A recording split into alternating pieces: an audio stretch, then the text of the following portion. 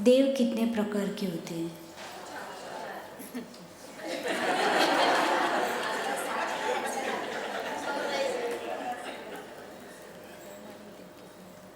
वैमानिक देव कितने प्रकार के होते हैं? वैमानिक देव, हाँ।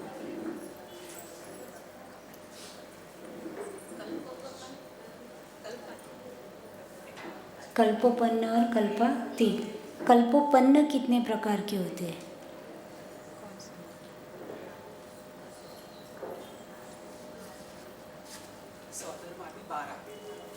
सौधर्म आदि 12। सौधर्म आदि 12 कौन से हैं? याद कराया था मैंने।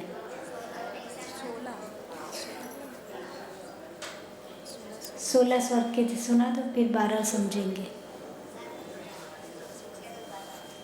याद तो करना पड़ेगा ना, ऐसा थोड़ी हम पढ़ाते जाए। आप समझे, याद तो करना पड़ेगा थोड़ा थोड़ा। आप ये मत समझो कोई सामान्य क्लास पढ़ रहे, डायरेक्ट आप तिलोई पंडित जी जैसा महान ग्रंथ पढ़ रहे, तो याद तो करना होगा। हाँ, 16 स्वर्ग के नाम बताओ। यस,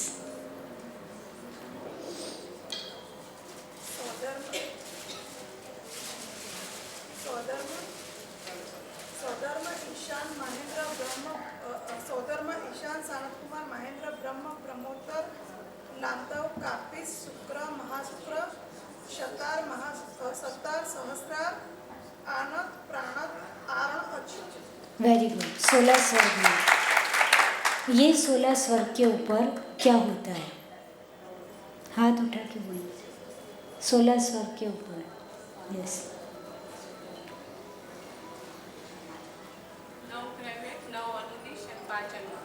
नौ ग्रेव्यक, 9 अनुदिश और 5, और क्या होता है? सिद्धशिला और ईशत प्रागभार भूमि। तो सिद्धशिला के बाद ईशत प्रागभार है। अरे बद्धा जज बनी जाए। सिद्धशिला के बाद ईशत प्रागभार है। फंस गए ना? कौन बताएगा?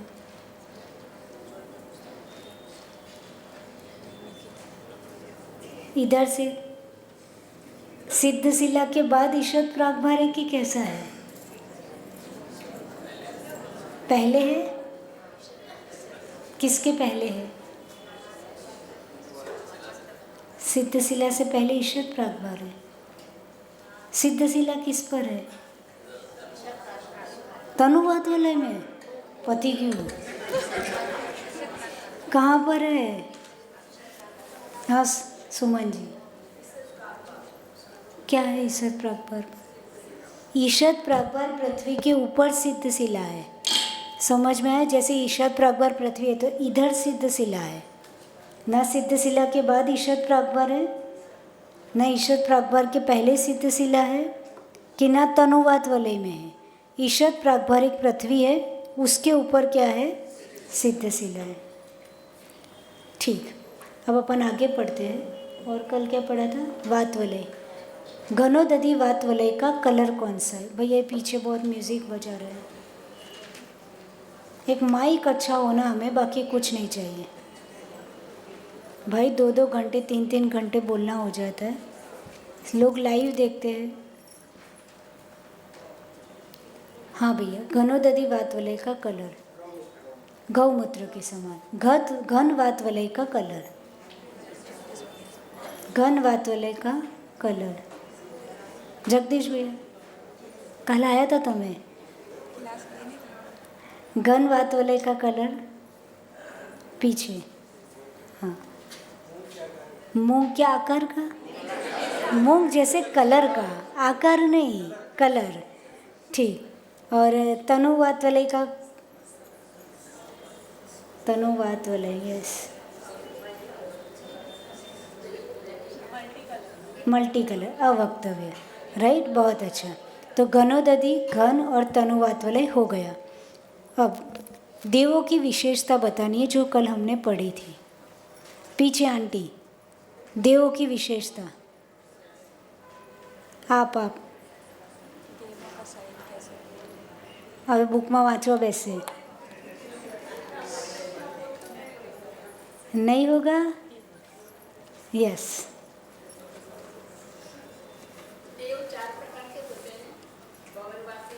कितने प्रकार के हो गया देवों की विशेषता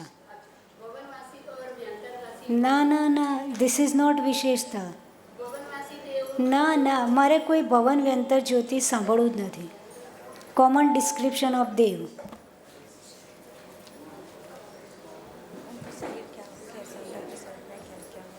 बताओ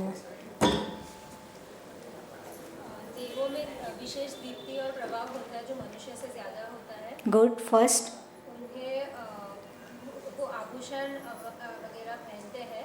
उन्हें बुढ़ापा या अकाल मृत्यु नहीं आती है। गुड उन्हें अकाल मृत्यु होती है। वो बलवान को पराजित कर सकते हैं। बलवान को भी पराजित कर सकते हैं उनके शरीर वैक्रिक होते हैं। वो 5 परमेष्टि और अकृत्रिम जिनालय को नमस्कार करते हैं। वेरी गुड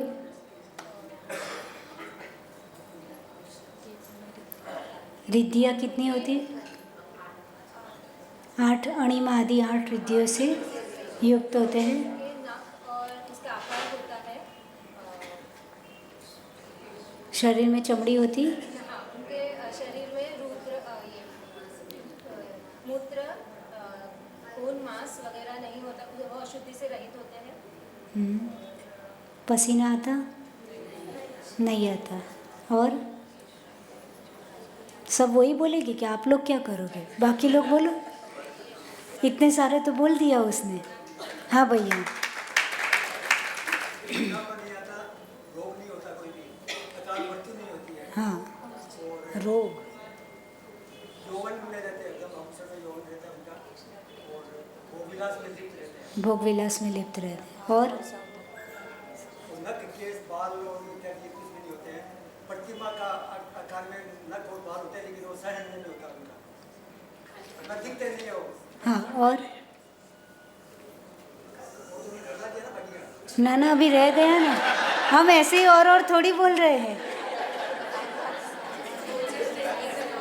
उनके कांति और प्रभाव नहीं होता है, नहीं होता है प्रभाव होता है, कांति और दीप्ति प्रभाव होता है। हाँ और भोजन नहीं करते। भोजन नहीं कौन सा भोजन करते हैं पुष्टि कर आहार करते हैं। हाँ ये रहेगी तो ना दिव्य मानसिक पुष्टि तुष्टिकर आहार करते और अभी एक रह गया है किसी से पराजित कोई वो થઈ ગયું वो हो गया और यानी जो बाकी रह गए वो बताओ यस उनके शरीर में निगोदिया जीव नहीं रहते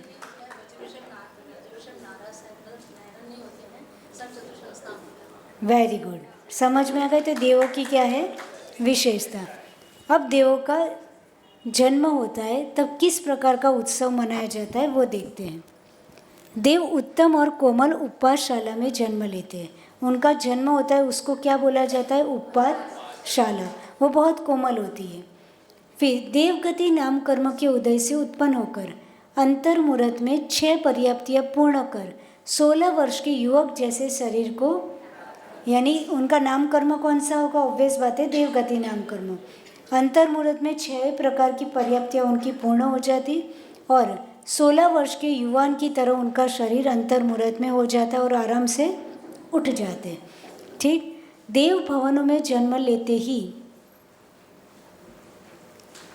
बिना खोले दोनों कपाट स्वयं खुल जाते हैं यानी जैसे ही देव का जन्म होता है कोई आके खोलता नहीं है क्या हो जाता है अपने आप खुल जाते हैं और आनंद भेरी की मधुर ध्वनि गूंज उठती है यानी आनंद भेरी गुंजायमान हो जाती है क्यों क्योंकि देव का जन्म हुआ भेरी के शब्द से परिवार के देव देवियाँ हर्षित होकर जय जयकार करते हुए नवजात देव के जैसे ही आनंद भेरी बजती है तो उनके जो परिवार है हर एक देव का अपना परिवार है वो सब क्या हो जाते खुश हो जाते और जय जयकार करते हुए वो जो नवजात देव है नया देव है उसके पास चले जाते हैं किलविशिक देव जय घंटा पट आदि वाद्य बजाता है किलविशिक देव का काम कल देखा था ना 10 प्रकार के देवों का अपना अपना काम था, तो किल्बिषिक देव वही करता, नृत्य करेगा, गाएगा, बजाएगा, राइट, ऐसा। तो किल्बिषिक देव का रोल क्या है कि वो जय घंटा और पट यानी कि इंस्ट्रूमेंट है, पट आदि वाद्य बजाते हैं। मागध देव देविया मंगल गीत गाते, मागध देव देविया क्या करते, मस्त गीत गाते और नृत्य संगीत प्रस्तुत करते हैं। नवजात देव इस दृश्य को देखकर आश्चर्यचकित हो जाता, जो नया देव जन्मे उसको कितनी खुशी होगी, राइट। ये पूरे दृश्य को देखकर, इतने अच्छे तामझाम को देखकर वो क्या आश्चर्यचकित हो जाता, और तब उन्हें अल्प विभंग ज्ञान नेत्र प्रकट हो जाता। विभंग ज्ञान यानी कौन सा ज्ञान, कुअवधि। तुम देवों को सीधा कुअवधि करा दो तो नरक में सुअवधि होगा क्या। अल्प विभंग ज्ञान, मैंने तो विभंग ज्ञान पूछा, विभंग ज्ञान का अर्थ बताओ। विभंग ज्ञान का अर्थ होता है अवधि ज्ञान। अब कु अथवा सु, राइट, वो अभी समझेंगे, है ना। वो देव कौन सा देव है उसके अकॉर्डिंग, तो उन्हें अल्प विभंग ज्ञान नेत्र यानी उनको विभंग ज्ञान यानी अवधि ज्ञान नेत्र प्रकट हो जाता है। अब भवनत्रिक में जन्म हुआ होगा तो उनका कौन सा होगा, कुअवधि ज्ञान, और वैमानिक में जन्म हुआ होगा तो कौन सा होगा, दोनों होंगे, राइट। दोनों होंगे का मतलब सम्यक दर्शन भी हो सकता है, यानी अवधि ज्ञान, सुअवधि ज्ञान भी हो सकता है अथवा कुअवधि ज्ञान भी हो सकता है। दोनों वहाँ पॉसिबल है वैमानिक में, कुअवधि अथवा सुअवधि, ठीक। सम्यक्त्व प्रकट होने पर यह विभंग अवधि ज्ञान सुअवधि ज्ञान कहलाता है। जैसे ही सम्यक्त्व प्रकट होगा तो अवधि ज्ञान किस में कन्वर्ट हो जाएगा, ज्ञान वही है, सम्यक्त्व होने के कारण सुअवधि ज्ञान और मिथ्यात्व होने के कारण कुअवधि ज्ञान। भवनत्रिक देवगण पूर्व जन्म के पुण्य का चिंतन करते हुए समझते हैं कि सम्यक्त्व शून्य धर्म धारण करने से उन्हें यह निम्न देव योनि प्राप्त हुई है। यानी भवनत्रिक देव होते वो नियम से मिथ्यात्व के साथ जन्म लेते हैं, भले देव है पर उनका जन्म किसके साथ होगा, मिथ्यात्व के साथ होगा। तो जब इतना अच्छा सेलिब्रेशन होता और उनको अवधि ज्ञान प्रकट होता तो अवधि ज्ञान से पूर्व जन्म को देखेंगे और उनको याद आएगा कि मैंने धर्म तो किया, पर कैसा धर्म किया, सम्यक तो शून्य यानी सम्यक दर्शन के रहित धर्म किया। तो धर्म के बेस पर, विशुद्धि के बेस पर, राइट, उनको क्या मिल गया, देव योनि तो मिल गई, पर सम्यक दर्शन नहीं था, उसके कारण उनको क्या मिला, निम्न कोटि के देव बने, यानी भवनवासी, व्यंतर और ज्योतिषी में उनका जन्म हुआ। तो उनको उसका क्या होता है, पश्चाताप, कि हमने देव आयु भी बांध ली, राइट, पर हम कहाँ आए, भवनत्रिक में जन्म हुआ, तो उस बात का उनको क्या होता है, दुख होता है। समझ में?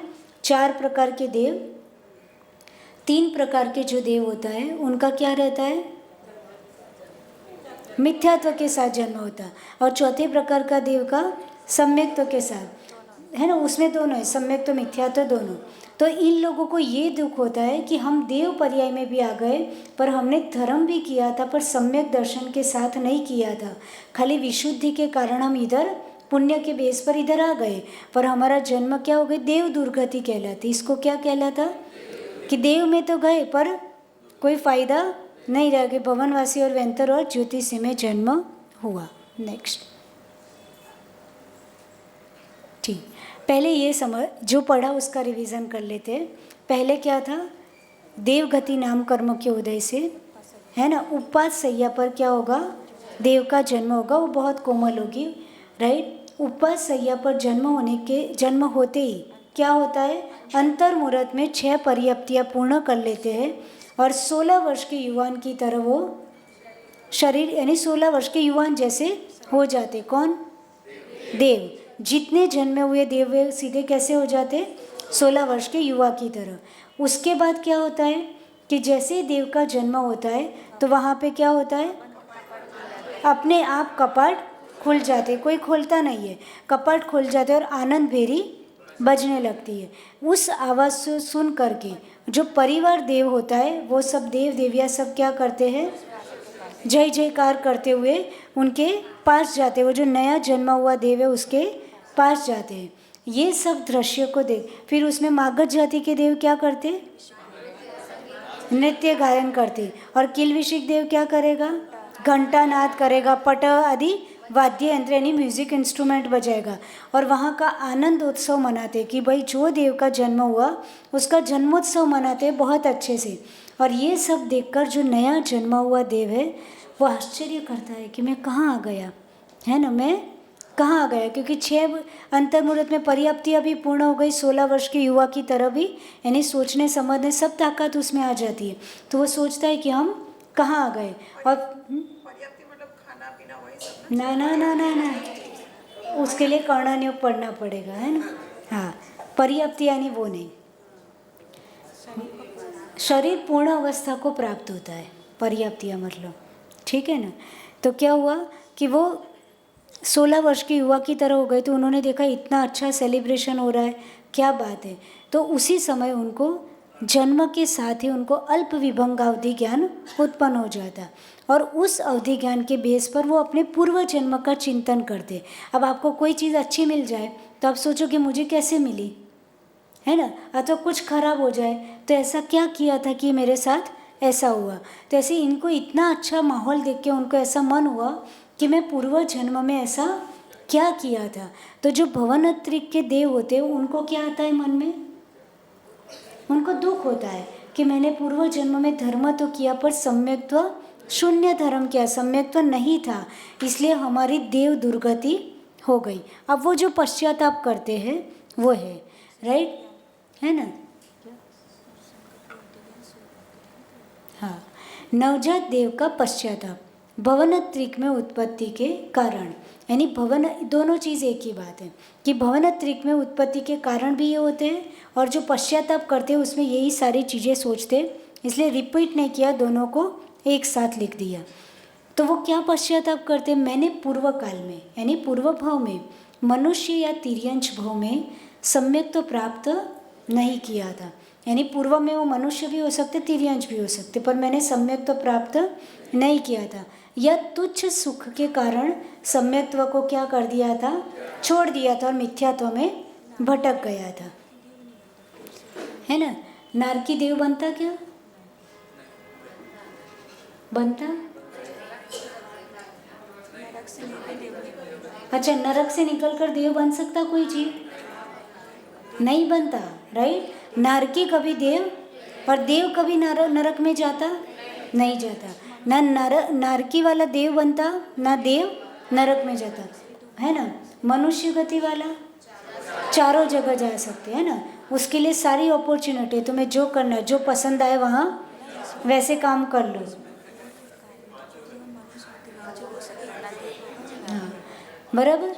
तो ये जो देव है वो चिंतन करता है, पूर्व में 2 ही पॉसिबिलिटी होती है, ना वो देव होता है ना नारकी होता है, तो क्या बचा, 2, मनुष्य और तिर्यंश। तो मनुष्य और तिर्यंश भाव में मैंने सम्यक तो प्राप्त नहीं किया था, अथवा कर भी लिया था, सम्यक तो प्रकट भी हो गया था, तो थोड़े बहुत भोग उपभोग सुख के कारण मैंने उसको छोड़ दिया था, ऐसा। जिनोपदिष्ट आगम में बताए चारित्र को ग्रहण किया था, जिस तरह से आगम में चारित्र की महिमा है वैसे हमने धारण भी किया, पर अल्प सुख के मोह में उसको छोड़ दिया। चारित्र को धारण करने के बाद छोड़ देने से कहाँ जन्म होता है, भवनत्रिक में। तीसरा, अनंत ज्ञान और मुक्ति के लिए आवश्यक चारित्र को धारण किया, लेकिन कामिनी के मोह में उसको त्याग दिया, यानी कामिनी का मतलब समझ गए, स्त्री, तो उसके मोह में हमने क्या कर दिया, इस चारित्र को नष्ट कर दिया, तो उस चक्कर में मेरा जन्म कहाँ हुआ, भवनत्रिक में। चौथा, क्रोध लोभ मान माया और अज्ञान के प्रभाव से जिनेंद्र लिंग को बार बार छोड़ा, यानी जिनेंद्र भगवान का जो लिंग है उसको बार बार धारण करके इन सब की कषाय और अज्ञानता के कारण मैंने क्या कर दिया, छोड़ दिया। इन दोषों के कारण चौथे से उपरिम गुणस्थान के हेतुभूत विशुद्ध परिणाम कभी नहीं किए, यानी ऐसे अनेक दोषों जीवन में किए जिसके कारण चौथे गुणस्थान से ऊपर के गुणस्थान में हम कभी बढ़ पाए नहीं। दुख बढ़ाने वाले देव पर्याय पाए, क्योंकि देवों का कौन सा गुणस्थान होता, कौन सा होता है? आपका कौन सा है? ना मैं तो आपका पूछ रही। पहला कौन बोलियो? हो भी सकता है, ऐसा नहीं है ना, पर इतना अपने लिए इतना डाउट क्यों करना है ना, अपने लिए इतनी हीन भावना क्यों लाने कि मेरा पहला गुण स्थान होगा। पहला कौन सा होता है? तो अपने लिए इतना खराब क्यों सोचना। हम रोज भगवान की भक्ति करते, नियम व्रत अपनी शक्ति अनुसार पालन करते है ना, ठीक है ना। अपने बारे में अच्छा सोचना चाहिए क्योंकि हम अच्छा कर रहे हैं, ठीक है ना। तो आप सबका कौन सा गुण स्थान है जो प्रतिमाधारी नहीं है? चौथा गुण स्थान। देवों का कौन सा होता? 1 से 4। आपका भी 1 से 4 हो सकता है, पर अभी हम ऐसा मान ले कि अभी हमारा चौथा होगा। प्रतिमाधारी का कौन सा होता? आरिका माता जी का छठे पे पहुंचा दो। कौन सा होता ना? 5वां। क्षुल्लिका माता जी का, एलक जी का, क्षुल्लक जी का, मुनि महाराज जी का छठा 7वां। कौन सा होता? छठा 7वां, ठीक है ना। तो देवों का 1 से 4 कौन सा होता? 1, पहला, दूसरा, तीसरा, चौथा कोई भी। तो यहाँ वही लिखा है कि इन दोषों के कारण चौथे से ऊपरी, चौथे से कभी ऊपर के गुणस्थान वाली विशुद्धि हमारे अंदर कभी नहीं आई, इसलिए दुख बढ़ाने वाली देव पर्याय पाई। फिर आगे 6 पॉइंट। अब देखो, सम्यक्त्व ग्रहण और महाआनंद, ये घोर पश्चाताप होता है। किसको? भवनत्रिक के देवों को। अंदर अंदर ऐसे इतना उनको खराब लगता है कि हम देव योनि में भी आ गए, राइट, देव पर्याय भी मिल गए, पर हमने कितने पाप किए थे। यानी पूर्व में सम्यक दर्शन की महिमा नहीं समझी थी, है ना। दीक्षा लेकर भी हमने छोड़ दिया, चारित्र में दोष लगाए, यानी ये सब किया तो हमारी क्या हो गई? देव पर्याय में तो आ गए विशुद्धि के बेस पर क्या हो गया? देव दुर्गति हो गई। तो अब क्या होगा? देव मिथ्यात्व त्याग करके, ये ऐसा हो सकता है कि पश्चाताप के कारण देव क्या करता है? उस समय मिथ्यात्व त्याग करके सम्यक्त्व को ग्रहण करता है, जो मुक्ति और अनंत सुख का साधन है। उनके सम्यक्त्व ग्रहण से देव्या और अन्य देवों को महा आनंद और संतोष की प्राप्ति होती। यानी कोई अच्छा काम करे, बेटा IAS ऑफिसर बन जाए तो पेरेंट्स को अच्छा लगता है कि नहीं? पूरी समाज को भी अच्छा लगता है। ऐसे क्या हुआ कि जैसे ये मिथ्या दृष्टि देव का मिथ्या तो सम्यक्त्व में कन्वर्ट हो जाता है ना, तो बाकी सारे देवों को क्या लगता है? खुशी होती है, दिखता नहीं है ना। ऐसा फिर ऐसा नहीं कि कल से हम सर्टिफिकेट बांटे, क्या मिथ्या दृष्टि या सम्यक दृष्टि, दिखता नहीं है, पर उसकी क्रियाएं और उसकी विशुद्धि इतनी अच्छी होती है कि दूसरे देवों को क्या होता है? आनंद उत्पन्न होता है। ऐसा। नेक्स्ट, ठीक, समझ में आया? तो उनको पश्चाताप के कारण, उनका पश्चाताप भी पूर्व जन्म का जाति स्मरण होने से भी कभी कभी देव सम्यक्त्व ग्रहण कर लेते हैं। यानी नियम से जन्म के साथ तो मिथ्यात्व को लेके ही आते हैं, पर जन्म के बाद वो कभी कभी अंदर के पश्चाताप के कारण उनका मिथ्यात्व सम्यक्त्व में कन्वर्ट हो जाता है। नवजात देव द्वारा चिन्ह दर्शन एवं स्तुति। अब कोई भी देव है, अब यहाँ मिथ्या दृष्टि सम्यक दृष्टि से मतलब नहीं, एनी कोई भी देव है, वो सबसे पहला काम क्या करता? थोड़ा ऊपर नीचे करो। आप बताओ, सबसे पहले देव क्या करता होगा? वो पहला पढ़ लिया था आपने। हाँ, क्या करता? देखो, जितने देव होते हैं ना, उन सबका विमान होता, चाहे कोई भी देव हो, राइट। जितने विमान है उतने क्या है? अकृत्रिम चैत्यालय। जितने देव उतने विमान, हर एक के विमान में सबका प्राइवेट प्राइवेट प्राइवेट क्या होता है? अकृत्रिम पर्सनल चैत्यालय होता है। चारों निकाय के देवों में क्या हुआ? देव तो है भाई, कुछ तो मिलेगा, है ना।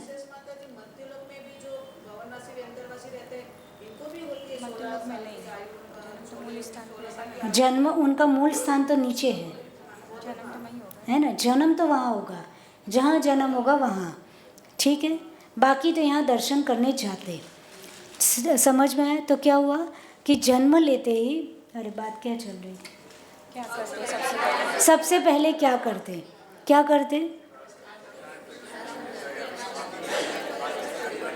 अच्छा, आपके बेटे का जन्म होता तो आप क्या करते हैं? क्या करते हैं? 45 दिन के बाद क्या करते हैं? अच्छा, 45 दिन के बाद क्या करते हैं? स्नान करा के मंदिर ले जाते। तो देव कितने भी हो, हाँ बात जो चल रही थी वो मुझे याद आई, जितने देव उतने विमान, जितने विमान उतने अकृत्रिम चैतन्य। तो आपका एक क्वेश्चन आना चाहिए कि फिर देव कितने होते हैं? संख्यात असंख्यात कितने होते हैं? असंख्यात देव होते हैं। कितने देव होते हैं? तो फिर चैत्यालय कितने होने चाहिए?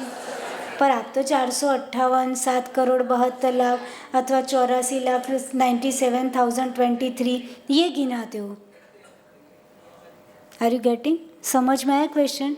आप क्या बोलते हो? मध्य लोक के 458, अधोलोक के 7,72,00,000। ना ये फिगर याद ना हो तो कर लो, ये 3 डिजिट याद कर लेने के। 3 डिजिट याद हो ना तो हमें एक साथ बहुत सारा पुण्य मिलता है ना, मंदिर में आके अर्घ चढ़ा देने का। अधोलोक के 7,72,00,000 चैत्यालय और समस्त जिन बिंबों के चरणों में अर्घम निरोपामे थे। तुम्हें 2 मिनट भी ले लेगी, 7,72,00,000 का काम हो गया है ना। फिर ऊर्ध्वलोक के 84,97,023 अकृत्रिम चैत्यालयों के समस्त चैत्यालय और चैत्यालय में विराजमान समस्त प्रतिमाओं के श्री चरणों में अर्घम निरोपामे थी। मध्यलोक के कितने? 458 अकृत्रिम। भाई देव तो असंख्यात है, फिर ये फिगर कहाँ से आई? बाकी क्यों नहीं गिना गया? हाँ, बाकी अकृत्रिम चैत्यालय जो काउंटिंग में क्यों नहीं गिना गया? क्या? પરિવાર ના ના એવું ના હોય, બધાને સેપરેટ મળે. બધાની સેપરેટ કાર હોય ને ઘરમાં આજકાલ, એમ બધાને સેપરેટ વિમાન હોય, राइट. और सबके अकृत्रिम चैत्यालय होते. नहीं, अकृत्रिम चैत्यालय तो वहाँ पे भी होते. करेंगे क्या, है ना. देखो ऐसा क्या होता है, ये क्वेश्चन मेरे मन में आया था कि भाई इतने अकृत्रिम चैत्यालय, असंख्यात देव, तो देव असंख्यात तो चैत्यालय भी. फिर आचार्य महाराज ने ऐसी डिजिट हमको क्या दी? तो देखो कुछ चैत्यालय ऐसे होते जो किसी के घर में होते हैं. मान लो यहाँ होता है ना, तो वो प्राइवेट हो गया, वो उनका क्या हो गया. अब वो प्राइवेट चैत्यालय है तो वो उनकी मर्जी है. जैसे क्या नाम, नितिन भाई के घर चैत्यालय, उनकी मर्जी है कि चंद्रकांत भाई को एंट्री देनी, अथवा वो बोलेंगे तो वो आ सकते हैं, वो बोले नहीं आना भाई तो वो आ सकते नहीं है, तो वो उनका क्या हो गया, प्राइवेट. और कुछ क्या होते हैं कि भाई आदिनाथ मंदिर है कि नेमिनाथ मंदिर की कोई भी मंदिर, राइट, वो कैसे होता है, पब्लिकली ओपन, कि कोई भी श्रावक उसमें आ सकता है.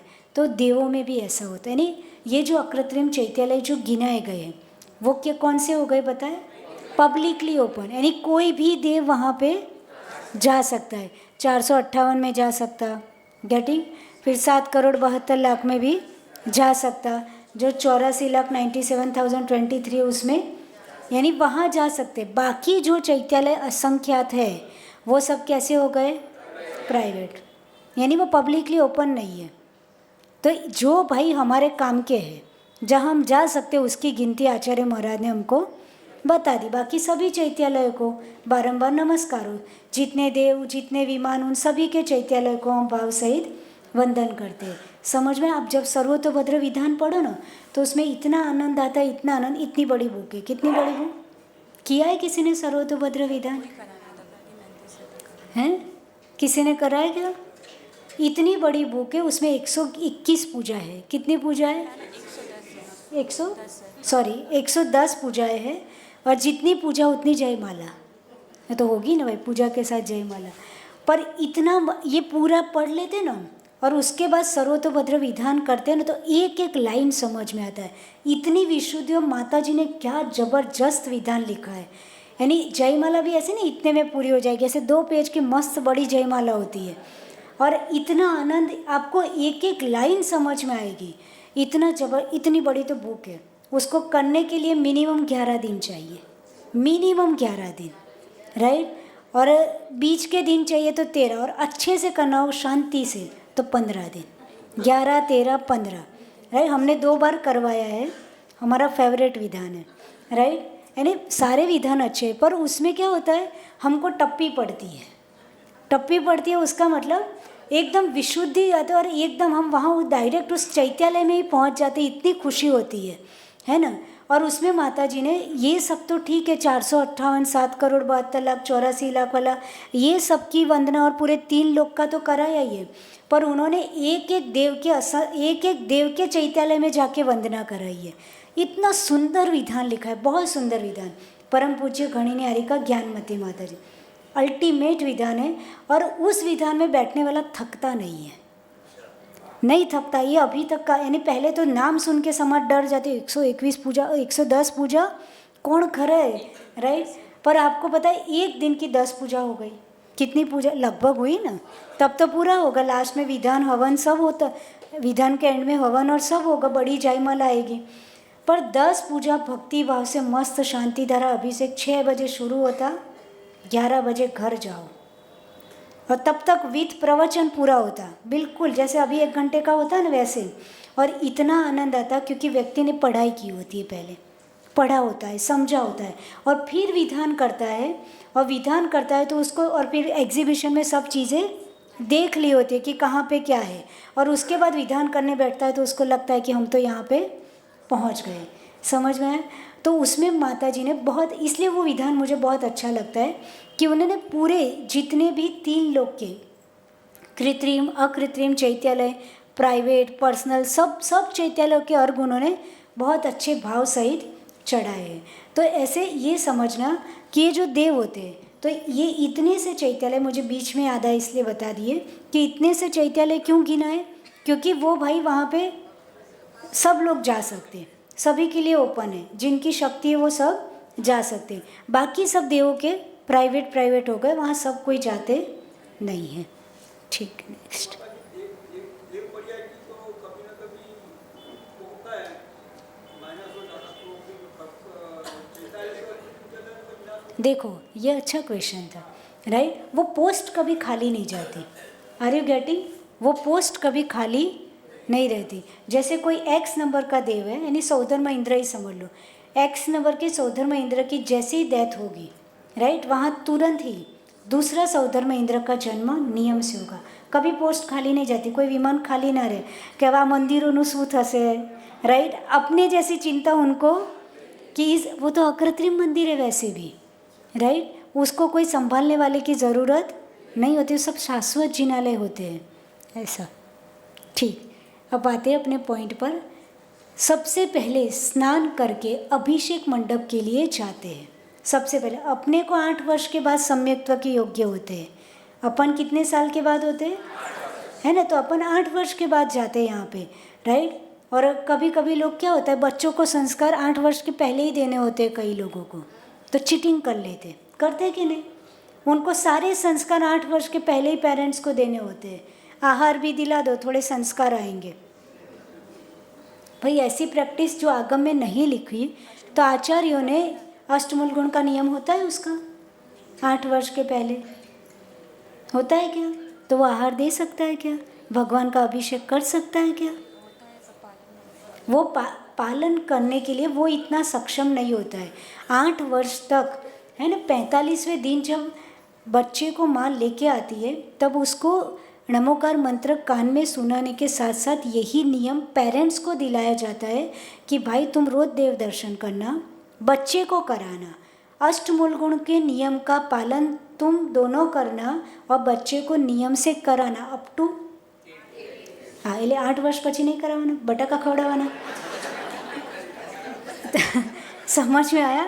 8 वर्ष तक आपकी बहुत स्ट्रॉन्ग संस्कार देने होते हैं, पर आगम में जो बोला है वही 8 वर्ष के बाद वो सम्यक्त्व ग्रहण करने के योग्य बनता, राइट। और 8 वर्ष तक यदि आपने अच्छी ट्रेनिंग दी है, उनको अच्छा सिखाया है, तो 8 वर्ष के बाद पॉसिबिलिटी रहती है, खुद की समझदारी भी आ जाती है, तो आगे जाके भी उस नियमों का पालन वो अच्छे से करता है।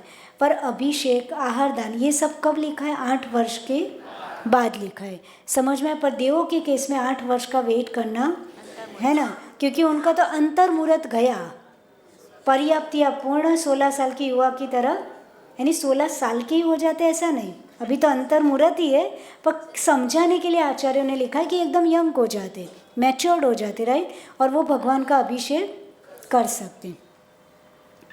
नए जन्मे देव को सिंहासन पर बिठाकर अन्य देव उनका क्या करते हैं? सबसे पहले किसका अभिषेक होता? देखो, अब कोई बोले ये तो मिथ्यात्व है, तो ऐसा नहीं समझने का।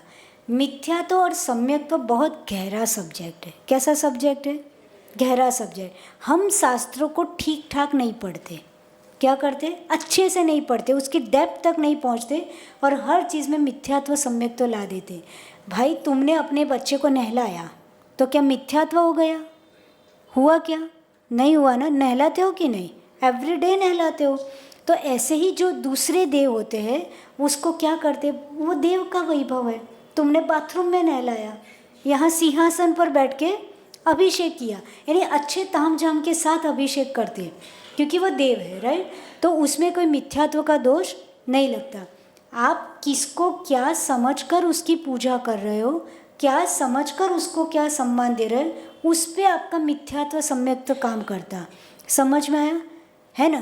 देव को आपने देव माना ना, तब तक कोई दोष नहीं है, पर देव को तीर्थंकर माना, उसमें दोष है। समझ में आया है ना? जो जिस पोस्ट के अनुसार उसको यथा योग्य सम्मान दिया, तो उसमें कोई मिथ्यात्व का दोष लगता नहीं है। आपके वहाँ कोई नेता आ जाए तो आप उसको फूल की माला पहनाते हो कि नहीं? तो તમે મિથ્યા દૃષ્ટિ થઈ ગયા। કેમ ભાઈ? મિથ્યા દૃષ્ટિ થઈ ગયા। થઈ જ જવા જોવે ને। તમે એને આટલી મોટી માળા પહેરાવી દીધી, आप उनको कभी कभी कुछ ना हो है ना सम्मान के लिए, तो उसको हाथ में क्या देते थे? श्रीफल। तो जगदीश भाई श्रीफल પકડાયું એટલે भगवान હતા तो पकड़ाई દીધું। श्रीफल किसको चढ़ाते हो? 3 लोग के नाथ को, मुनि महाराज को, राइट, माता जी लोगों को।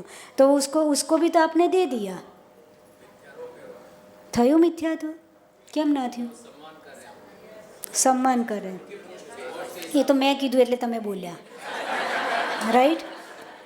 પછી देखो मैंने क्या बोला, ये दिमाग खुला होना चाहिए। ये दिमाग खुला होना चाहिए तो अच्छा सोच पाओगे, और अच्छा सोच पाओगे और सही सोच पाओगे। हम क्या समझते नहीं है व्हाट इज़ मिथ्या, तो व्हाट इज़, दुनिया भर को भ्रमा के रखा है। आप ये बताओ, आपके बच्चे की शादी हुई थी, शादी हुई थी या आपकी हुई थी, राइट। तो शादी हुई थी तो मैं બહુ નથી જોઈ, પણ હું કહું છું કે शादी होती है तो वो आता है, कौन आता, क्या बोलते हैं उसको, दूल्हा, राइट। वो आता है तो आप क्या करते हो? तिलक। फिर क्या करते हो? आरती उतारते। फिर क्या? अब तुम ही बोलो। तिलक करते, फिर क्या करते? आरती। તમે થઈ ગયા ને મિથ્યા દ્રષ્ટિ? हुए कि नहीं? यस और नो? અહીંયા વ્યવહાર નિશ્ચય બધું જ લગાવી દીધું તમે। બહુ ભણી લીધું સાંજની ક્લાસમાં, રાઈટ। हाँ, मैं बताओ, फिर वो चलो શું કહેવાય, ચોખા लगाओ कि नहीं? तिलक किया, चोखा लगाया, अक्षत चढ़ाया। चोखा भगवान ने चढ़ाओ छो ने, ओलाने केम चढ़ाया? मैं कोई गलत बोले? तुम लोग करते हो, मैंने तो आज तक कुछ किया नहीं। करते तुम ही हो। अक्षत चढ़ाए, यस और नो? सही सही बोलो।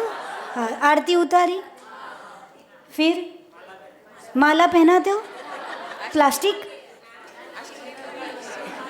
ओरिजिनल होती कि नहीं? फिर सबको मम्मम कराया कि नहीं? कि घर भूखे भेज दिया था, कराया कि नहीं? तो वो क्या हुआ? क्या हुआ? तो तुम्हारे से बड़ा मिथ्या दृष्टि कौन? होता है कि नहीं? अरे इतना समझ लो, ये जीवन में इन सब में उलझने का नहीं। द्रव्य, ये पूरा संसार इसी द्रव्य से चलता। आप बताओ, अक्षत के बिना आपका काम चलता हो जीवन जीने के लिए? आप भगवान को वही चढ़ा सकते हो जिससे आप जीते हो, राइट। ये अष्ट द्रव्य कोई बहुत बड़ा पहाड़ नहीं है जिसको हमने पहाड़ बना के रखा है ना। पूजा कोई बहुत बड़ा पहाड़ नहीं है जितना हमने उसको ऐसे लोगों को और दुनिया को भ्रमा के रखा है। एक सीधा कॉन्सेप्ट है। आप इस बात से मुझे कहीं 13पंथी 20पंथी में मत बांटना। ना मैं 13पंथी हूँ, न 20 पंथ हूँ, क्योंकि ना आगम में 13 पंथ है ना 20 पंथ है, ये तो सब पंडितों का किया कराया है, इतना समझ लो। पर खुद, और ना मैं बचपन से, मैंने ना जीवन में कभी फूल चढ़ाया ना कभी, यही जिस पद्धति से आप बड़े हो उसी पद्धति से मैं बड़ी हुई।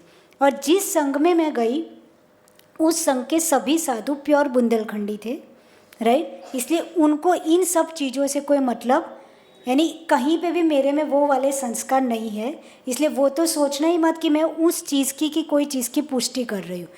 पर पढ़ने के बाद, शास्त्र पढ़ने के बाद न्यूट्रली सोचने की अक्ल भी तो होनी चाहिए, आपका चिंतन भी तो होना चाहिए। यदि चिंतन नहीं है तो तुम एकांतवादी हो, राइट। सीधा हम क्या करते हैं कि हम चीज़ों को मैंने ये समझा कि ये अष्ट द्रव्य है क्या, बचपन में नाम रटा दिए, बचपन में हमको चावल चिटक सब दे दिया, राइट। दीक्षा लेने के बाद आराम से पढ़ाई की जाती है, चिंतन किया जाता है सामयिक में।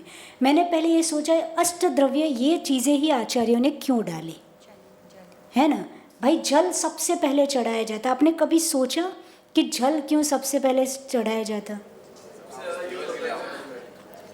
क्यों चढ़ाया जाता? उसके बिना जीव का जीवन नहीं चल सकता, इसलिए सबसे ज़्यादा यूज़ किस चीज़ का होता है, ये चिंतन है, आप ये समझो। और ये चिंतन बिल्कुल आगम के अनुसार मैच खाता, पर हम तो क्या उलझे रहते द्रव्यों में, आत्मा से हमारा कोई कनेक्शन नहीं है। बताओ, आत्मा पूजा कितने लोग आत्मा तत्व की प्राप्ति के लिए करते, एक दूसरे की थाली देख देख के तो पत्थर, समझ में आए। यानी मुझे कभी कभी ऐसा लगता है इतने से हम लोग हैं, पढ़ना लिखना किसी को नहीं, चिंतन करना किसी को नहीं, और ऐसी ऐसी बातें समाज में बोल के जाने वाले लोग जाते हैं कि समाज बट जाती है। तुम लोग पढ़ते हो नहीं, सोचते हो नहीं, राइट। जिसने जो बोला वो चीज़ें, पर मुझे तो बहुत दुख होता। न्यूट्रली सोचने की ताकत हर एक व्यक्ति को डेवलप करनी चाहिए, और उसको फिर आगम से समझो। देखो, मैंने सोचा जल क्यों यूज़ किया, जल सबसे पहले क्यों लिखा आचार्यों ने, क्योंकि अपने आचार्य कोई भी चीज़ ऐसे नहीं करते, जल के बिना जीवन नहीं। इसलिए सबसे ज़्यादा तुम पूरे दिन में जल यूज़ करते हो ना, तो थोड़ा भगवान को भी चढ़ा के जाओ, राइट। थोड़ा भगवान को भी चढ़ा लो। सबका मोटिव ये है, चाहे जल चंदन अक्षत, पूरे अष्टद्रव्य का मोटिव क्या है, क्यों चढ़ाते हो, मोक्ष की प्राप्ति। क्या बोलते हो, जन्म जरा मृत्यु, तो ये तीन जाएंगे तो मोक्ष ही मिलेगा ना। संसार ताप जाएगा तो अक्षय पद मिलेगा, तो मोक्ष ही है ना अक्षय पद। सबका मोटिव मोक्ष है, पर फिर भी आचार्यों ने कितनी बार वो बुलवाया तुमसे, 8 बार। कितनी बार बुलवाया, 8 बार। वो 8 द्रव्य लिए तो जल सबसे ज़्यादा यूज़ करते। फिर कौन सा यूज़ करते, जल में अब तुम चंदन डालो, हल्दी डालो, तुम्हारी शक्ति तुम्हारी भावना, उससे हमें कोई मतलब है ना। कई लोग हल्दी भी डालते, मैंने तो देखा है हल्दी डालते हुए, है ना। फिर कुछ लोग क्या करते हैं, यानी उससे मुझे कोई मतलब नहीं, आप क्या डालते हो डजेंट मैटर, राइट। हार श्रृंगार के फूल डाले, कौन से फूल डाले, सूखा करके। पहले हरा था कि नहीं, हरा था कि नहीं। वो फूल सूखा है तुमने, तो मुझे ये बताओ किसी से खरीदे, यानी पेड़ था तो मिल गया। पेड़ क्या था, जीव था। तुम सूखा गिरे हुए लो, सूखा के लो, सब कहानी एक ही कहलाती। एक सही न्यूट्रली सोचने की ताकत, जिसको नहीं मानना हो मत मानना, मैं कुछ भी नहीं बोल रही हूँ आपको, फिर बोल रही हूँ।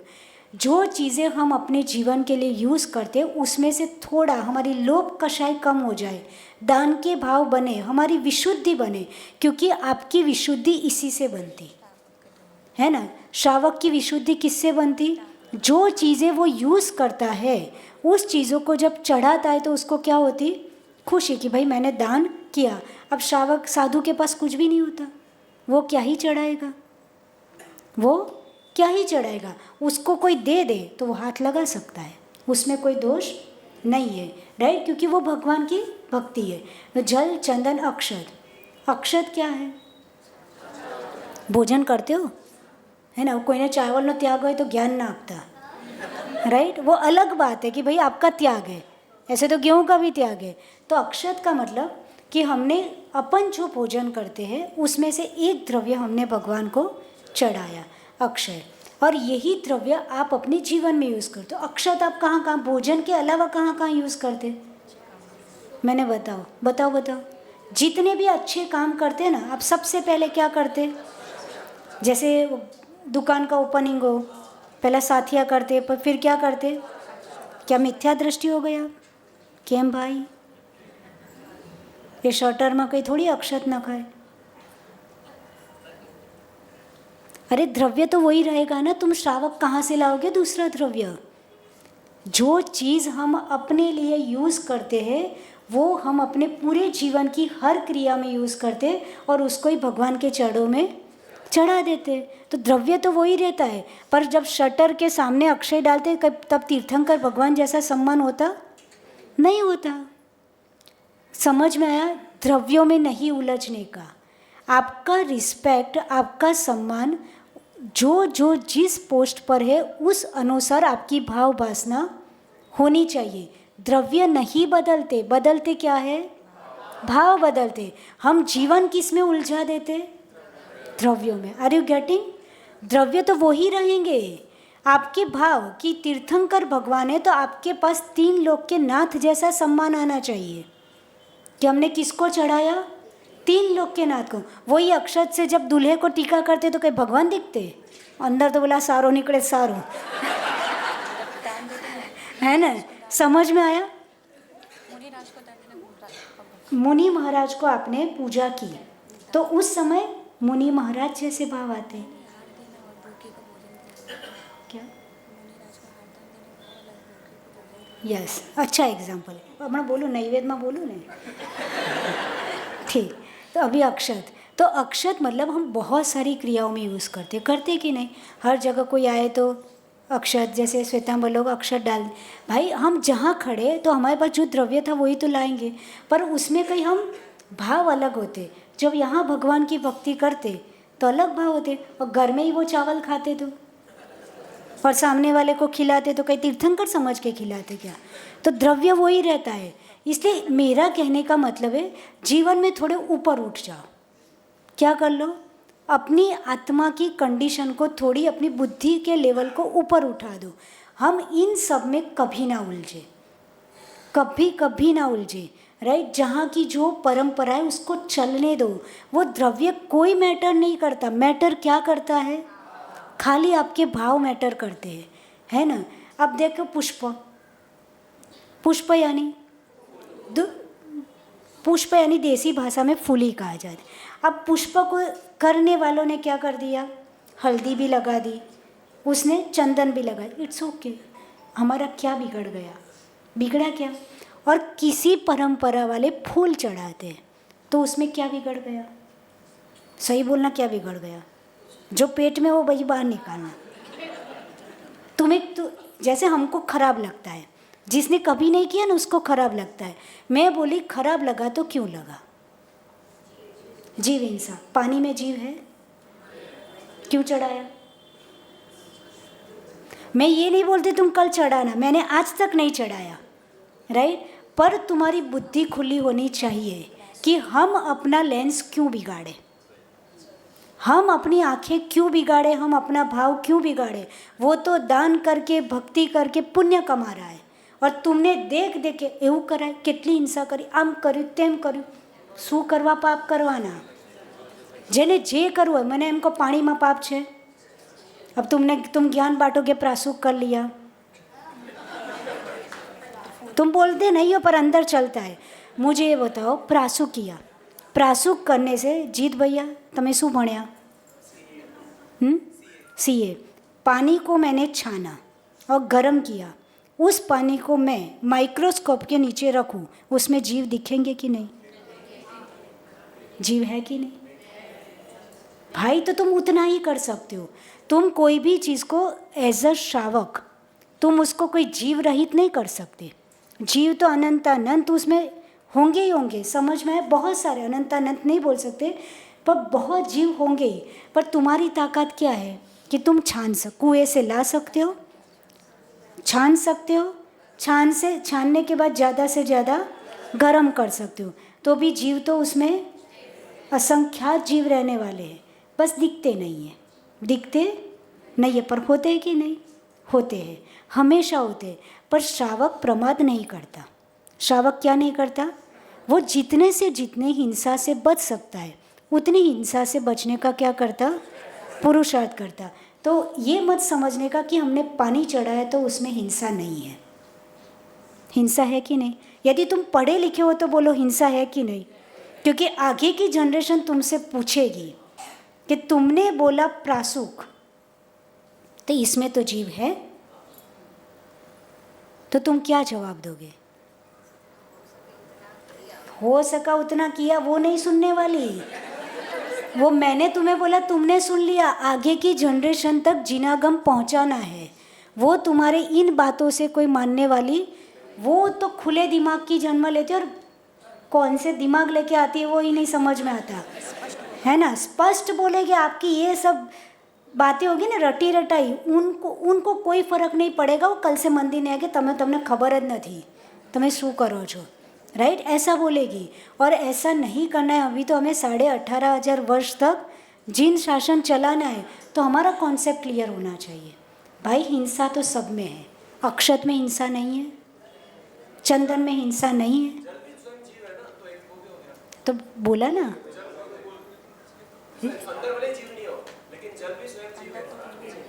अंदर भी होते हैं, राइट? अंदर भी जीव होते।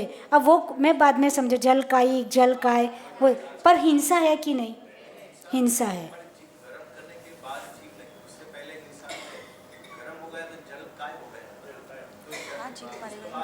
पर सुनो, हाँ,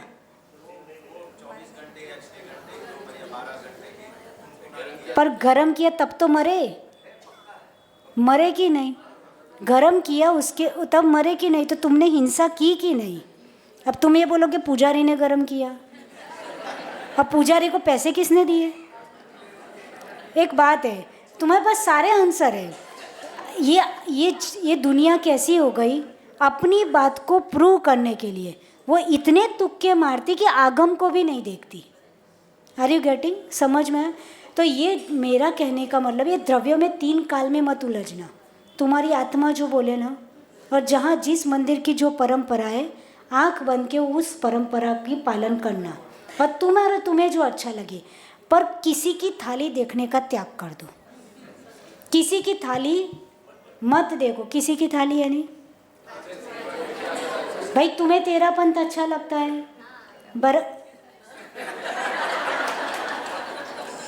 अच्छी बात है, राइट? तो तुम 20 पंथी वाले की थाली मत देखो, और देख लो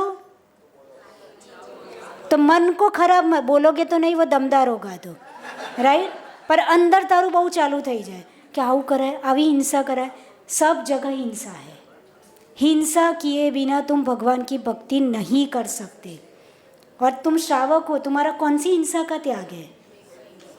बताओ, तुम्हारी कौन सी हिंसा का त्याग है? कौन सी हिंसा का त्याग है? बोलो मत संकल्पी। પછી 10 एग्जाम्पल કરી દઈશ કેવી રીતે સંકલ્પીનો ત્યાગ છે। एक भी हिंसा का श्रावक का त्याग नहीं है। समझ में आया? एक भी हिंसा का त्याग है नहीं है। तो तुम सारी हिंसा ये 3 लोग के नाथ में क्यों अप्लाई करते? आचार्य समंतभद्र स्वामी ने कौन सा स्तोत्र लिखा? स्वयंभू स्तोत्र। उन्होंने उसमें वासुपूज्यनाथ भगवान की स्तुति की। कितने लोगों को याद है? नहीं याद। उसमें उन्होंने लिखा है सावध्य योगो बहु पुण्य राशि। क्या शब्द यूज़ किया? याद कर लो जीवन में। सावध्य योगो बहु पुण्य राशि। जहाँ पहाड़ जैसे पुण्य की प्राप्ति होती है, वहाँ थोड़ी बहुत हिंसा होती ही है, और वो नेग्लिजिबल होती है। यहाँ से सम्य शिखर जाना है, तुम गाड़ी में गए, तुम फ्लाइट से गए, हिंसा हुई कि नहीं? क्यों गए? भाई वहाँ बहुत बहुत बहुत पहाड़ जैसा पुण्य मिलने वाला है, तो तुमने थोड़ी हिंसा की कि नहीं? है ना? तुमने भगवान की अभी કાલથી પાછા લોકો એવા બુદ્ધિના બાળદળ થઈ ગયા કે ભાઈ જલમાં હિંસા થાય એટલે માતાજીએ કીધું તું કાલથી જલે નહીં ચડાવવાનું। આ તો બહુ જ્ઞાની, કંઈ જ કરવું ના પડે। અભિષેકમાં પાપ લાગે, આટલો જ અભિષેક કરવાનો, है ना, सब में पाप लगने लगता है। घर में गीजर में धम धम धम पानी आता, उसमें कोई पाप नहीं लगता, है ना। यानी हम इतने वो हो गए कि हर जगह हिंसा अहिंसा अप्लाई करने लगे, और क्या ना करना पड़े वो बता दूँ माता जी। इसमें हिंसा होती है ना, कल से कैंसल। हमने अपने प्रमाद की पुष्टि करने के लिए मंदिर में क्या काम करना शुरू कर दिया, बहुत हिंसा गिनने लगे। क्या करने लगे, जो जितना देखना पड़ता है, जितना विवेक रखना पड़ता है वो पूरा रखिए, राइट, पूरा ध्यान रखिए कि कम से कम हिंसा हो। पर अपनी क्रियाओं में कटौती करने के लिए कि આટલો બધો ટાઈમ કોણ લગાડે, એમ કરતાં કાલથી બંધ જ, બધામાં જ हिंसा થાય। ऐसा होता है भाई, इसमें से एक आध तो मिल ही जाता है ऐसा, है ना। अब देखो कई लोगों ने अभिषेक करना बंद कर दिया कई जगह, आपको नहीं पता है क्यों बंद हो गया।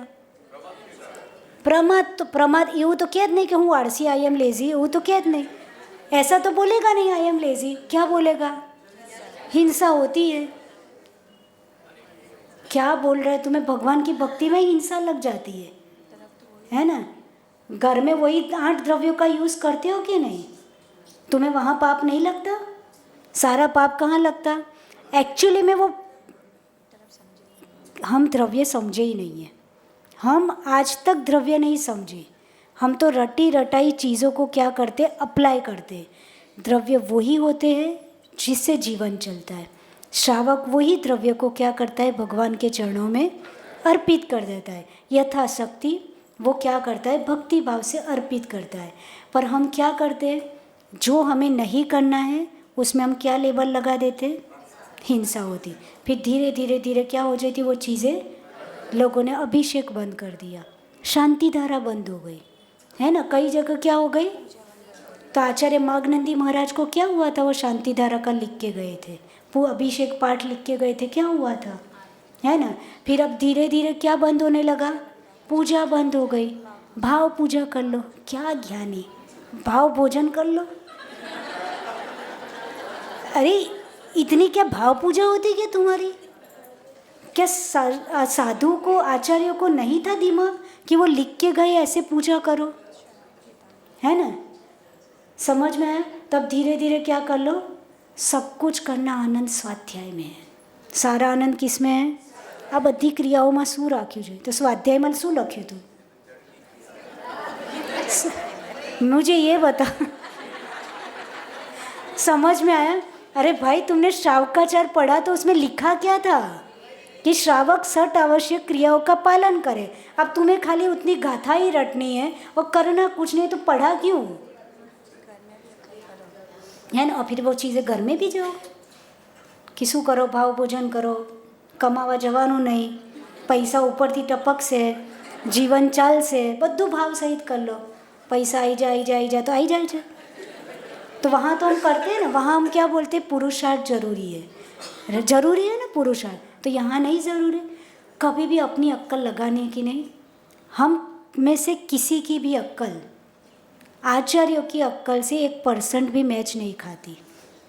वो इतने महान है, सिर्फ उन्होंने जो बोला है ना उसको श्रद्धा से ही स्वीकार कर लो, उसी में ही हमारा बेड़ा पार है और उसी में ही सम्यक दर्शन है। समझ में आया। द्रव्यों में कभी मत, आज से नियम ले लो, समाज में आधी शांति तो इसी की हो जाएगी कि हम द्रव्य नहीं देखेंगे, जिसको जो करना है वो करे, वो तो श्रद्धा का पुण्य तो उसको मिलता ही है, राइट। हिंसा लगेगी तो उसके खाते में, नहीं लगे तो उसके खाते में, वो कर रहा है उसमें विशुद्धि बढ़ेगी तो उसके खाते में, और तुमने देख देख के भाव बिगाड़े तो अशुद्धि, तुम्हें क्या मिला, तुम्हें क्या मिला भाव बिगाड़ने से, है ना, कुछ नहीं। उसने तो फिर भी विशुद्धि बढ़ाई, मैं ये बोलूँगी। पर हमने क्या किया, आज પછી તે મંદિરમાં જવું જ નહીં, એટલે તને દ્રવ્યમાં ઉલझी ગયેલે તે 3 લોકના નાથને માઇનસ कर दिया, राइट। लोग मंदिर तक देहरी तक नहीं चढ़ते। मैंने बोला तो द्रव्य में उलझ करके भगवान को कट कर दिया। इतनी बुद्धि कब से आ गई तेरे पास, यानी तू भगवान को देखने जाता है कि लोगों शू चढ़ाई है जोवा जाए, लोगों ने क्या चढ़ाया वो देखने जाते हो कि भगवान को देखने जाते हो? जिसकी जैसी बुद्धि थी, जिसकी जैसी ताकत थी, उसने वैसा चढ़ा दिया। तुम उसको क्यों देखते हो? देखना ये था कि देखना वो था? वो तो मीडियम था। क्या था? अपनी विशुद्धि बढ़ाने का क्या था? मीडियम था, माध्यम। तुम तो उसको देख देख के अपनी विशुद्धि को घटा रहे हो, तो तुम्हारे में अक्ल है कि नहीं? भगवान ने तो द्रव्य दिए क्यों थे? चढ़ाने के लिए। खाते नहीं हो क्या? भगवान को उसकी ज़रूरत थी भाई। वो वितरागी है, तुम्हारे द्रव्य व्रव्य चढ़ाने से उनको कोई फर्क नहीं पड़ता। तुम चाहे कुछ भी चढ़ाओ, खुद चढ़ जाओगे तो उनको खुशी होगी, है ना? खुद तो चढ़ते नहीं, और चढ़ाए चढ़ाए पर हम जीवन बर्बाद, पूरा जीवन उसमें निकल जाता उस द्रव्य को देखने में, है ना? पूरा जीवन उसके पीछे लोगों को ज्ञान बांटने में। मुझे तो ये लगता, भगवान क्या बुद्धि दी है हमको, क्यों उलझना? ये द्रव्य चढ़ाने के बाद भी आत्मा को ही प्राप्त करना है, उस पे तो फोकस ही नहीं है। और फोकस किस पे है? वो चारे पर। फसल पे फोकस नहीं है, किस पे फोकस है? चारे पर फोकस है कि किसने क्या चढ़ाया। तो आज से मन को अच्छा कर लो, जिसको जो मर्जी आए चढ़ाए, उसकी परंपरा, उसका पंथ, उसको मुबारक। हमें कोई भी राग और द्वेष नहीं करना है। हम तो ये सब छोड़ने मंदिर आए थे, और हमने क्या कर दिया? यहाँ आके बढ़ा दिया। इनसे ऊपर उठना है, ये मीडियम है। इससे मेरी विशुद्धि बन रही है, चलेगा। उससे उसकी विशुद्धि बन रही है, चलेगा। अनेकांतवाद वाले हैं हम। कौन से हैं? है ना, अनेकांतवाद वाले। वो भी चलेगा, वो भी चलेगा, वो ही चलेगा। तो तुम क्या हो गए? राइट? सब कुछ आगम सम्मत है। हमारी बुद्धि आगम सम्मत हो जाए, वो सम्यक दर्शन है ना? भगवान से एक ही प्रार्थना करना कि मेरी बुद्धि हमेशा आगम सम्मत चली रहे, मैं किसी के इतने प्रभाव में ना आ जाऊँ कि मेरी बुद्धि आगम से विरुद्ध हो जाए। समझ में आया? इतना ही हमारे अंदर आ जाए तो हमारा सम्यक दर्शन प्रकट होगा, सुरक्षित रहेगा। इन सब क्रियाएं करनी है, पर गोल ये है कि क्रियाओं से ऊपर भी उठना है। उठना है कि नहीं, कि इतने में ही रहना है? और क्रियाओं से ऊपर उठना यानी ये करते करते करते वो कांदीवली स्टेशन तक, कल था ना कांदीवली स्टेशन, राइट? वहाँ तक मुझे पहुँचना है, यानी मोक्ष तक पहुँचना है। रास्ते में वो धक्के ही नहीं खाते रहना है कि आने आम कर्યું आने तेम कर्યું, आने आम कर्યું तेने तेम कर्યું, ऐसे उसके धक्के नहीं खाना है। उस स्टेशन पे जाके सही सलामत पहुँचना है। तो इसलिए जीवन में बस मैं तो इतना ही कहूँगी, इतना पढ़ने के बाद मुझे इतना समझ में आया, पंचम काल है। जीन शासन रोज रोज प्रति क्षण ह्रास हो रहा है कि नहीं? हम उसमें ईंधन क्यों डालें? हम उसमें ईंधन क्यों डालें? भाई आज का व्यक्ति मंदिर आ ले, वो चैलेंज है। कौन आ रहा है बताओ मंदिर? ये बच्चियों के लिए ताली बजा दो, ये बहुए के लिए ताली बजा दो कि सुबह सुबह में अपनी पढ़ाई, अपना वर्किंग, है ना, उनको घड़ी दिखती है कि जाके उनको जाना है। सुबह में इतने बजे उठते भी नहीं है, क्लास में आने लगे 8:30 बजे। तुम सब तो ठीक हो, है ना? आप सब तो ठीक हो। आज इतने सब मंदिर, ताली तो बजाओ अच्छे से। अब उनको यहाँ आके भी वही मिलेगा, यहाँ आके भी वही ज्ञान मिलेगा। तूने क्या चढ़ाया, तूने क्या, ये नहीं चढ़ा ना ये चढ़ा। वो क्यों आएंगे मंदिर बाबू? अब मंदिर में तो अखाड़ा है, मंदिर છે કે અખાડો લડવાનો? बताओ वो क्यों आएंगे मंदिर? उनको तो यही नहीं पता, यही उलझे हुए हैं, इनके ही झगड़े चल रहे हैं। तो हमारा तो मंदिर जवाती कोई फायदा। यहाँ सबसे ज़्यादा पॉलिटिक्स है। वो क्या बोलेंगे? ये ट्रस्टी लड़ते रहते हैं इनके आपस में। तमें नहीं તમારો ચતુર્માસ મોંઘો પડી जाए, राइट? समझ में आया? तो मंदिर को इतना मस्त रखो, इतना खुश मिजाज वातावरण होना चाहिए।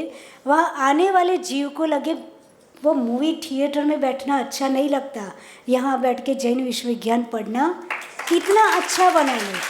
इन सब से इतने ऊपर उठ जाओ। बच्चा आप लोगों को साइड में बैठना पड़े, आप बच्चे बढ़ जाए, क्यों? आप घर जाके ऐसा रहो, उनको फालतू का ज्ञान बांटने का प्रयास मत करो, है ना। कोई मंदिर आ जाए तो कमेंट करना बंद कर दो। क्या थी आई गयो, अरे तार पप्पा आज तने उठाड़ दी तो क्या क्या बोलते हो।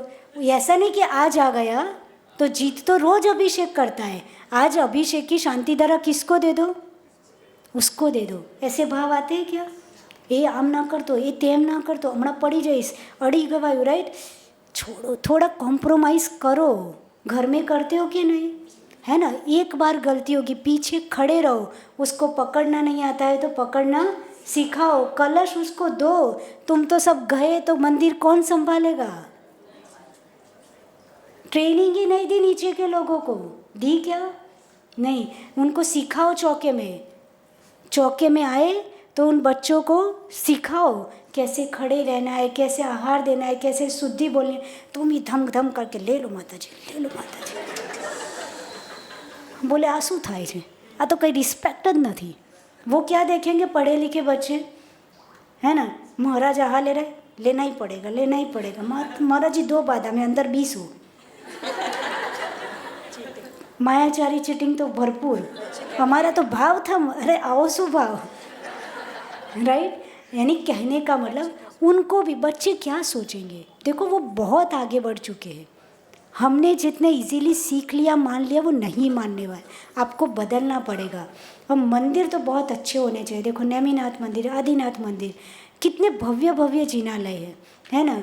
वहाँ जाते ही लगता है कि क्या है। तो उस मंदिर की एनर्जी इतनी बढ़ती, हमारी वर्गणाओं से बढ़ती। भगवान का वरा तो है ही, पर आने वाले हर जीवों की पॉजिटिविटी का लेवल जो होता है ना, वहाँ से उस मंदिर की एनर्जी बढ़ जाती है। तो सबको कहना है, एक आई, क्या नाम,